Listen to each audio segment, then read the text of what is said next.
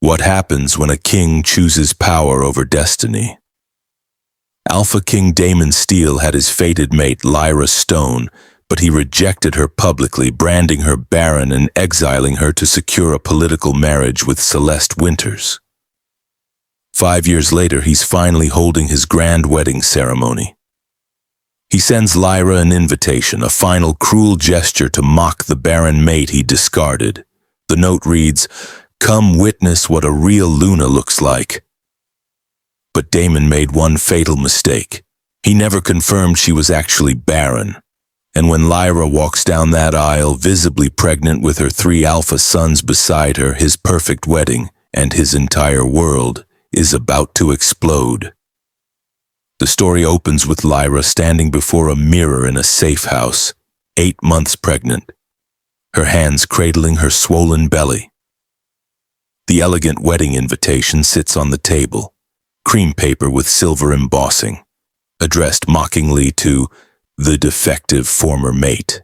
Her 5-year-old son Orion picks it up, and even having never met his father, his silver eyes flash with recognition. "Mama, this smells like us." His brothers Atlas and Phoenix crowd around, identical silver eyes gleaming. The handwritten taunt from Damon burns in Lyra's memory. "Come witness what a real Luna looks like." She looks at her reflection, pregnant, powerful, surrounded by the sons he never knew existed, and makes her decision. He wants to show me what I lost? Fine. Let's show him what he threw away. This moment sets up the central conflict, a rejected mate crashing her replacement's wedding, carrying the evidence of the biggest mistake a king ever made. 5 years ago, Lyra had crawled through frozen wilderness until her body finally surrendered. The exile guards had thrown her across the border with nothing. No supplies, no mercy, just Damon's final words echoing in her skull. "A barren mate is no mate at all." Blood had soaked through her dress, whether from the brutal expulsion or something worse, she didn't know. She only knew the world was spinning, her vision tunneling to black, and the snow beneath her palms was turning red. She remembered collapsing, remembered thinking this was how she'd die, alone, discarded, proving Damon right about her worthlessness. Then strong arms had lifted her, and a voice rough as gravel had cut through her fading consciousness. "I've got you. Hold on." Rogue Alpha Marcus had carried her broken body through a blizzard to his hidden sanctuary, a fortress carved into the northern mountains where wolves who'd abandoned pack politics lived free. His healer, a silver-haired woman named Vera, had worked through 3 days and nights while Lyra burned with fever. When Lyra finally woke, Vera's weathered face had been grim but determined. "You're pregnant, with triplets." The words had shattered through Lyra like lightning. "The stress and trauma nearly killed them, nearly killed you. It's a miracle any of you are still alive." Lyra had turned her face to the stone wall and wept. Not barren, never barren. Damon had thrown away their children based on lies, and now those children might die because of his cruelty. But she didn't let them die. Through months of bed rest, through the terror of every cramp and twinge, through labor that lasted 18 brutal hours, she fought. And when her sons finally came into the world, each bearing silver eyes that gleamed like moonlight and crescent birthmarks on their tiny shoulders, she'd known they were worth every moment of suffering. Orion, born first, fierce and protective even as an infant. Atlas, steady and thoughtful, watching everything with ancient eyes. Phoenix, wild and bright, laughing even through his first cries. Her 3 miracles. Damon's abandoned heirs. 5 years she'd raised them in Marcus's sanctuary, teaching them to control strength that came too early, to hide the silver flash of their eyes when emotions ran high. 5 years of bedtime stories that never mentioned their father, of questions she couldn't yet answer. Now Orion stood before her holding that cursed invitation, his small face confused. "Why does the king want you to come to his wedding, Mama?" And why does his smell make my wolf angry? Atlas pressed against her side, always seeking comfort. Are we going? To see the king? Phoenix bounced on his toes, too young to understand the weight of it. Will there be cake? Lyra gathered them close, these 3 pieces of her shattered heart made whole. They deserved to know. Deserved to understand why they'd been hidden, why their father's name was never spoken. Soon, she promised, pressing kisses to each dark head. Very soon you'll understand everything. The carriage wheels hit another frozen rut, and Lyra bit back a gasp as pain shot through her lower back. 8 months pregnant with triplets made every jolt feel like punishment, each bump a reminder of how vulnerable she was making herself. She pressed both hands against her swollen belly, trying to cushion the babies from the worst of it, but they seemed determined to protest the journey with increasingly violent kicks. Through the window, she could see Marcus riding alongside, his gray warhorse keeping perfect pace. 8 of his most trusted warriors flanked the carriage, hands never far from their weapons. They'd been traveling for 3 days, and the closer they got to Steel territory, the grimmer Marcus's expression became. Orion, Atlas, and Phoenix sat across from her in matching gray tunics that made their silver eyes even more striking. They were excited and nervous in equal measure, whispering to each other about the cathedral, the wedding, the father they'd never met. Lyra closed her eyes and rehearsed the words again. Hello, Damon. Proceed with the ceremony. Too calm. Surprised to see me? Too bitter. Maybe she'd say nothing at all. Maybe the sight of her, pregnant, powerful, flanked by the sons he'd never known, would be enough. But that felt too easy, too kind. Her stomach tightened suddenly, a band of pressure that stole her breath. She went rigid, counting seconds as the contraction spread around to her back, intensified, then slowly released. False labor. It had to be false labor. The babies couldn't come yet, not here, not before she'd faced him. The landscape shifted as afternoon bled into evening. Rolling hills gave way to the towering pines she'd once known like her own heartbeat. Then they crossed the border. No marker, no sign, but she felt it like a knife to the chest. The scent of steel lands hit her, cedar and winter wind and something wild that had once meant home. The mate bond, damaged and twisted as it was, roared to agonizing life. Nausea rolled through her in waves. Her heart hammered so violently she thought her ribs might crack. The babies began kicking frantically, all 3 of them, as if they could sense him somewhere in the distance. She pressed her hand to her mouth, breathing hard through her nose, fighting the desperate urge to scream at Marcus to turn back. But they didn't turn back.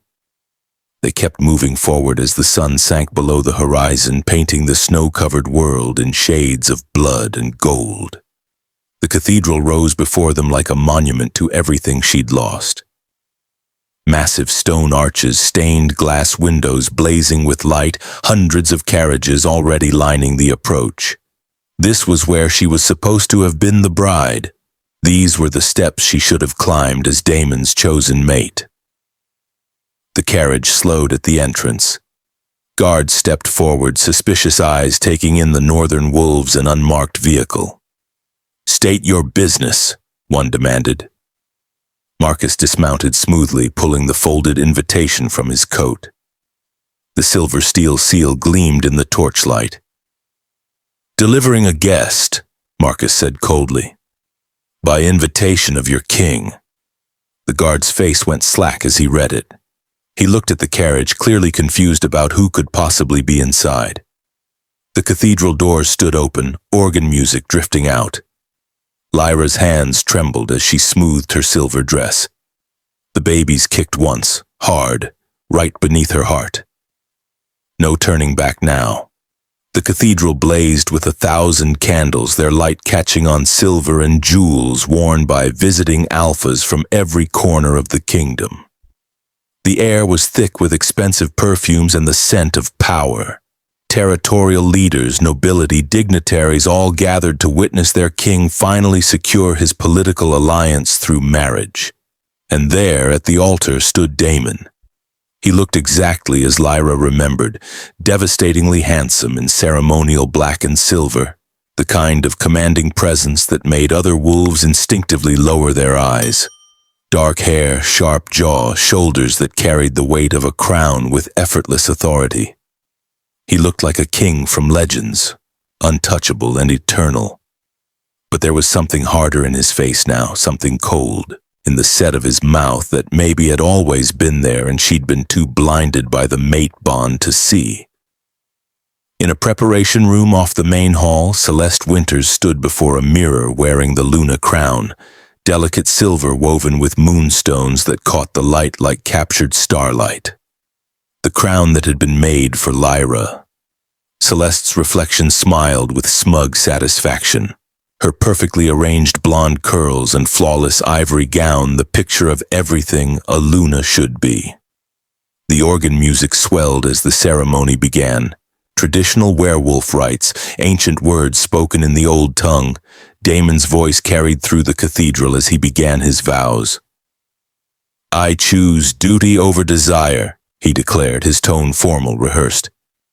"I choose the strength of alliance over the weakness of—" He paused, something flickering across his face. "Over past mistakes. I choose to secure the future of the Steele bloodline through this union." The crowd murmured approval. Near the back, courtiers whispered the tragic story everyone knew. The Barren mate who died in exile, the king's mercy in sending her away rather than keeping a defective Luna, the wise choice to marry someone worthy. Celeste began her procession down the aisle, radiant and triumphant, every eye on her perfect form. The priest raised his hands, his ancient voice resonating through the stone arches. "We gather here to witness the sacred union of Alpha King Damon Steele and Lady Celeste Winters. If there be anyone present who knows of any lawful impediment why these two should not be joined in the bonds of Luna and Alpha, speak now." In the shadows near the entrance, Lyra stood with Marcus, her hand resting on the massive cathedral door. The babies kicked frantically inside her as if they knew, as if they were ready. She looked down at her 3 sons. Orion's small hand gripped hers tightly. Atlas pressed against her side. Phoenix's silver eyes were wide but determined. "Remember what I told you," she whispered, her voice steady despite the thunder of her heartbeat. "Stay close, be brave, and no matter what happens, you are loved." Orion squeezed her hand. "We're ready, Mama." Lyra's fingers tightened on the door handle. Through the gap, she could see Celeste nearly at the altar now, could see Damon's profile as he waited to speak his final vows. The priest continued, "Or forever hold your peace." Lyra pushed the doors open. The sound was like thunder in the hushed cathedral. The cathedral doors exploded open with such force that the ancient hinges screamed. Every head in the packed hall whipped around toward the entrance, the organ music dying mid-note as if someone had strangled it. Lyra stepped into the light, 8 months pregnant, her belly an undeniable curve beneath a simple silver dress that seemed to glow in the candlelight. Her dark hair hung loose around her shoulders, her storm-gray eyes blazing with something between fury and vindication. One hand rested protectively on her swollen stomach. The collective gasp rippled through the crowd like a shockwave. "Moon goddess, it's her!" someone screamed from the middle pews. "The dead mate!" "She's alive!"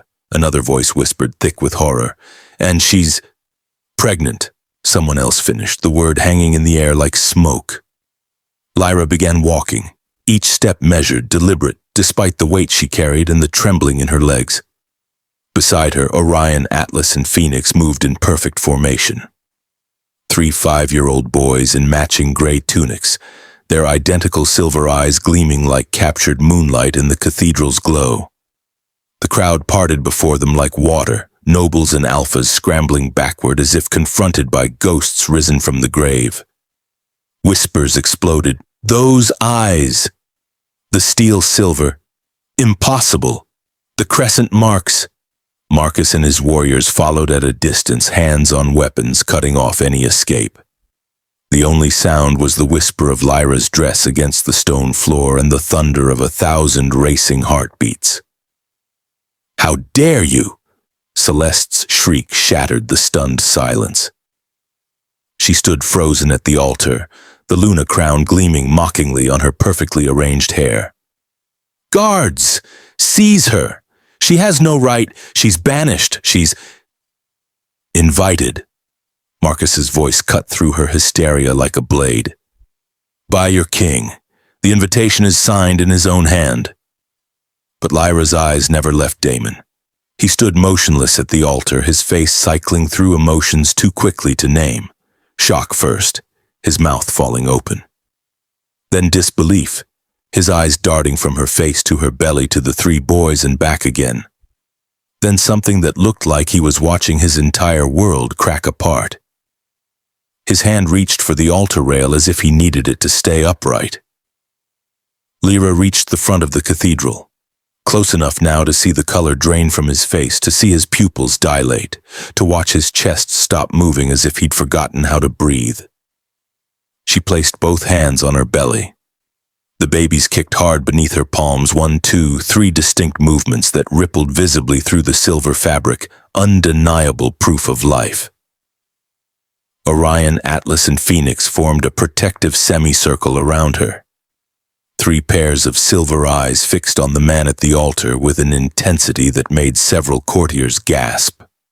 The cathedral fell into a silence so complete Lyra could hear the candles crackling in their holders.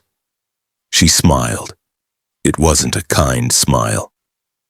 "Hello, Damon," she said quietly, her voice carrying to every corner of the massive space. "Proceed with the ceremony. I'm just here to witness what a real Luna looks like." Damon's knees buckled. He caught himself on the altar, his face the color of ash. Damon couldn't speak, couldn't move. He simply stood there, gripping the altar rail, staring at Lyra's pregnant form as if his mind refused to process what his eyes were showing him. Then his gaze dropped to the 3 boys, and he saw it. Silver eyes. Not gray, not blue, but the unmistakable steel silver that marked every member of his bloodline going back generations. 3 identical pairs gleaming in the candlelight like liquid mercury. As the boys turned slightly, the crescent birthmarks on their necks caught the light. The same mark Damon bore on his own shoulder. The hereditary symbol that appeared on every true steel heir. "No." The word came out strangled, barely a whisper. "No, you were barren. The physicians examined you. They swore—" Orion stepped forward, breaking from his brother's formation. Small but fierce, his chin lifted with a courage that seemed far too old for his 5 years. "Hello, Father." His young voice rang clear through the cathedral. "I'm Orion. These are my brothers, Atlas and Phoenix." The cathedral exploded.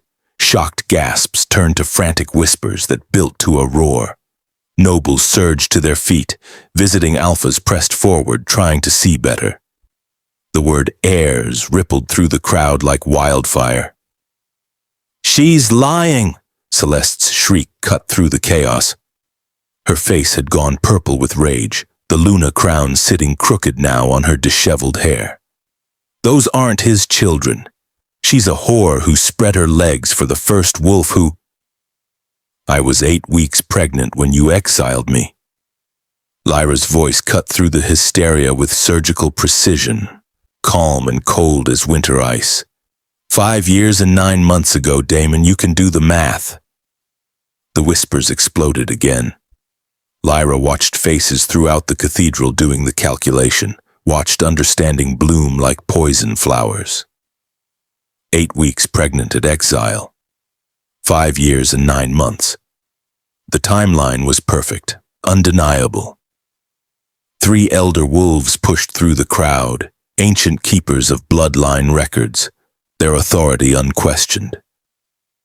They approached the boys slowly, reverently, examining their eyes, the birthmarks, even scenting the air around them. Elder Hrothgar, the oldest living Steele, turned to face Damon. His weathered face was grave. "The markers are unmistakable, Your Majesty." His voice carried the weight of absolute certainty. "Silver eyes, true crescent marks, and the Steele scent runs pure in their blood. These are your sons, your legitimate heirs." Damon made a sound like a wounded animal. His legs finally gave out and he collapsed to his knees on the altar steps, one hand still clutching the rail as if it was the only thing keeping him from falling into an abyss. The realization crashed over him in visible waves. He'd thrown away his pregnant mate.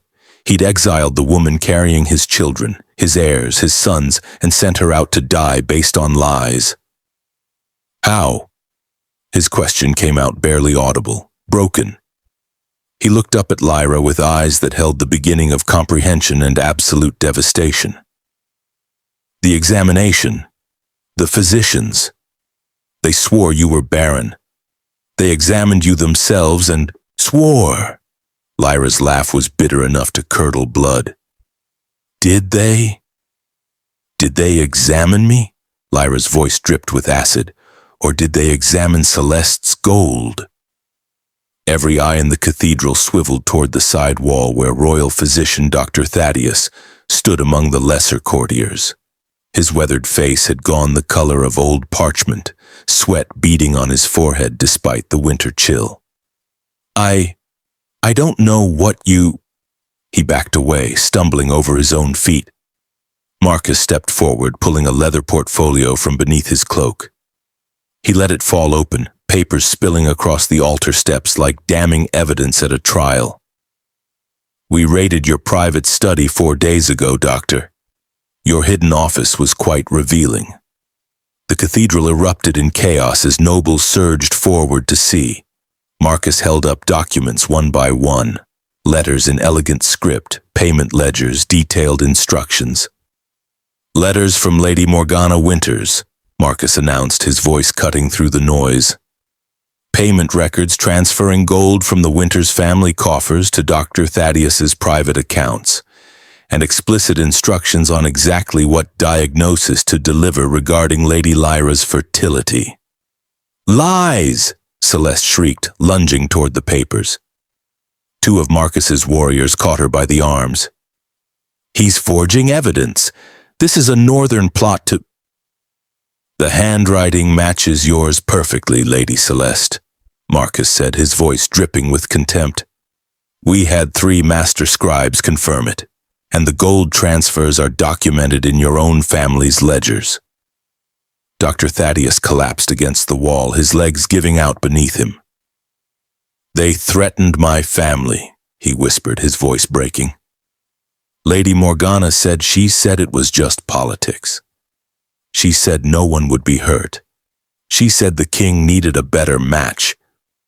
"You condemned an innocent woman to death." Damon's roar shook the cathedral.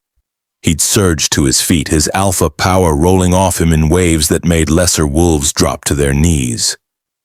"You falsified medical evidence. You—" Near the back, Lady Morgana turned to flee. She made it 3 steps before guards blocked her path, their hands clamping down on her arms. "Even if that's true—" Celeste's voice came out desperate, shrill. "Even if the diagnosis was wrong, I can still give you heirs. I'm fertile and she's damaged goods. I can—" "Are you, Celeste?" Lyra's interruption was cold as death. Tell him the truth about your own medical records." Celeste's face went white. Marcus pulled another document from the portfolio, this one sealed with red wax. "Medical records from the Winters family physician. Suppressed. Hidden. Dated from when Lady Celeste was 16 years old." He handed it directly to Elder Hrothgar, whose ancient eyes scanned the page.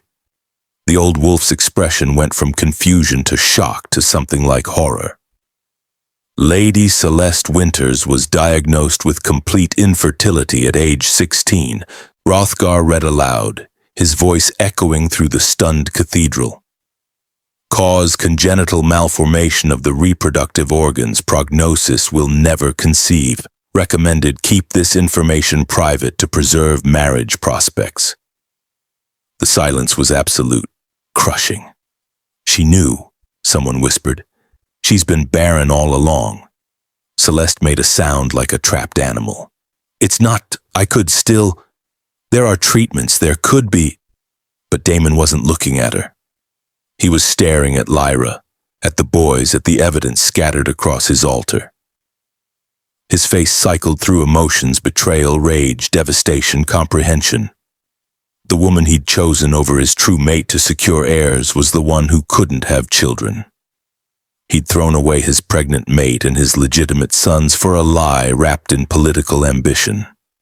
Everything, the exile, the alliance, the wedding, his entire future, built on absolute falsehood. The grand hall erupted into chaos as Damon's voice cut through the stunned silence. Guards moved swiftly, seizing Dr. Thaddeus by his arms as he sputtered protests about medical ethics and confidentiality.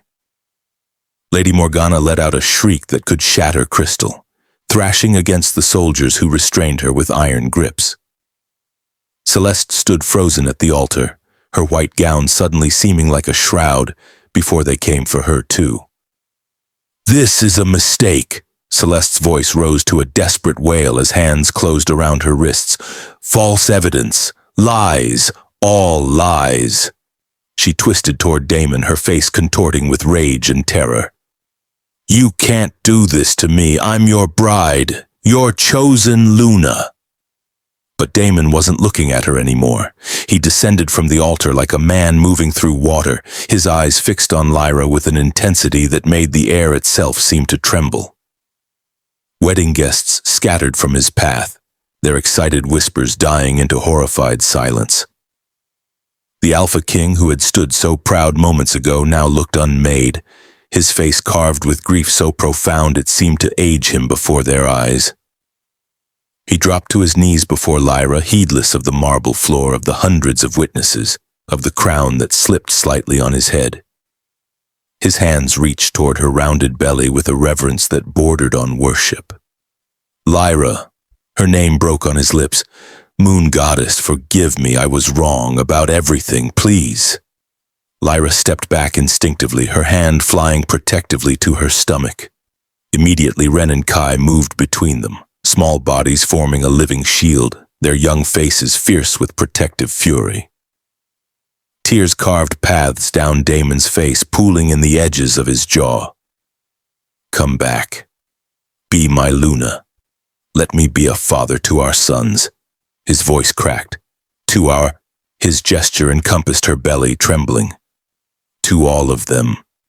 The silence that followed felt alive, breathing. "You threw us away."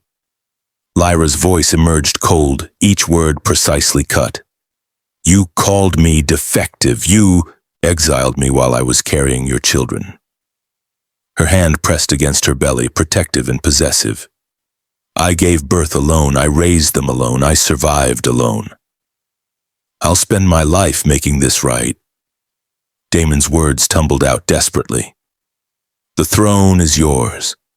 Everything is yours. Just please, you can't give me what I need." Lyra's interruption fell like a blade. "You can't give me back those 5 years. You can't erase the words you said." She looked down at him and her eyes held no warmth, no forgiveness, only the cold truth of survival. "Some things, Alpha King, cannot be unmade." Lyra turned to leave, her movement fluid despite her advanced pregnancy, each step a declaration of independence. Behind her, Damon scrambled to his feet, lurching forward with outstretched hands. Marcus materialized in his path like a stone wall, solid and immovable. "The lady has made her choice, Steele. Honor it." "Those are my sons." Damon's voice cracked into a desperate command. "My heirs. You can't take them from me." Lyra stopped. The entire hall seemed to hold its breath as she looked back over her shoulder, her profile carved in moonlight streaming through the cathedral windows. "I'm not taking them from you." Her words fell like ice. "You threw us away, remember? We were nothing to you." Orion stepped forward, his small face set with a determination far beyond his years. "You're not our father. Fathers don't hurt their families." Atlas and Phoenix moved to flank him, a united front of wounded children finding their voices. "We don't know you," Atlas said firmly. "We don't want to know you," Phoenix added. "I can change." Damon's anguish filled the cathedral. "I can be better. I can—" "You had your chance to be better." Lyra's final judgment rang with the weight of 5 years of survival. "You chose Celeste. You chose power. You chose a lie." She continued walking, her sons forming a protective circle around her, small warriors guarding their queen. The tap of her footsteps echoed through the vast space. "I'm the Alpha King." Damon's roar shook the chandeliers. "I can command you to stay." Lyra's response came without turning, without hesitation, without mercy. "You're not my alpha. You stopped being anything to me the day you called me worthless." They moved through the cathedral, past the shocked wedding guests frozen in their finery, through the same grand doors that had welcomed them to celebrate a king's marriage. Behind them, the sound of Damon collapsing echoed off stone walls. A king brought to his knees amid the ruins of his carefully constructed lies, surrounded by guards restraining his conspirators and witnesses to his devastation. Outside, the night air hit them like freedom itself. Marcus moved swiftly, helping Lyra toward the waiting carriage, his hand steady at her elbow. The boys scrambled in after her, still hovering close. Then it hit. A contraction that stole Lyra's breath, her hand flying to her belly as she doubled over. This wasn't false labor. This was real, urgent, undeniable. "Lyra?" Marcus caught her before she fell. "The stress," she gasped out between gritted teeth. "The babies, they're coming." Marcus's expression hardened with purpose. "We need to get you to safety. Now." He lifted her into the carriage with surprising gentleness, barking orders to the driver as the boys piled in, their young faces pale with sudden fear for their mother. 3 weeks later, in the safe haven of Marcus's territory, Lyra labored surrounded by healers who had chosen to be there, by sons who held her hands and whispered encouragement with voices too young to understand but old enough to love fiercely. The birth came hard, but clean. 3 more sons, Zane, Cade, and Riker, each emerging with powerful cries that shook the rafters, each bearing the unmistakable silver eyes of true alphas. Lyra held them, her 6 sons arranged around her like constellation points, and felt something inside her click into place. Complete. Whole. Finally, irrevocably hers. The messenger arrived on a gray morning, bearing news from Steele territory. Celeste had been exiled, stripped of title and privilege. Lady Morgana rotted in the dungeons. Dr. Thaddeus's medical license had been revoked, his name blackened across every pack. And Damon, broken, desperate Damon, had sent gifts piled high enough to fill a room, money enough to buy kingdoms, and letters. So many letters begging for a chance to meet his sons. Lyra fed them to the fire without breaking the seals, watching parchment curl and blacken. "Will you ever forgive him?" Marcus asked quietly from the doorway, his presence steady as always. Lyra adjusted baby Zane in her arms, his silver eyes already alert and knowing. Forgiveness would mean what he did was forgivable. It wasn't. She looked out the window at the territory that had become home, at gardens where her sons played, at land that asked nothing of her except to be herself. He can mourn what he threw away. We're building something better. In the nursery, Orion read to his younger brothers, his voice careful over each word. In the training yard, Atlas wielded wooden swords with fierce concentration. In the sunroom, Phoenix sketched pictures of their family. 6 boys and 1 fierce mother, no father in sight. The scout's report came at sunset. Alpha Steele has been seen at the border, just watching. Marcus's jaw tightened. Should I send him away? Lyra shifted Zane to her shoulder, his tiny hand fisting in her hair. Let him watch. Let him see the family he'll never have. The moment of peace shattered 3 days later when elder wolves arrived, their ceremonial robes marking them as council emissaries. Their message fell like stones. The council demanded a hearing about the legitimate heirs, about succession, about 6 alpha sons who could reshape the balance of power across all territories.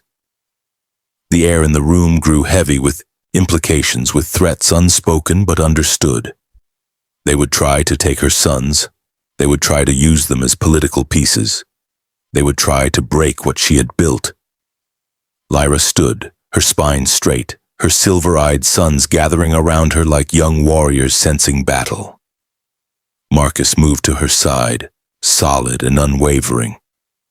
Then we'll face them, she said, her voice carrying the weight of survival, of 5 years alone, of every choice that had brought her here. Together, as a family. Outside, the sun set over Marcus's territory, painting the sky in shades of defiance. And somewhere at the border, a king watched the life he would never touch, the legacy he had destroyed with his own hands.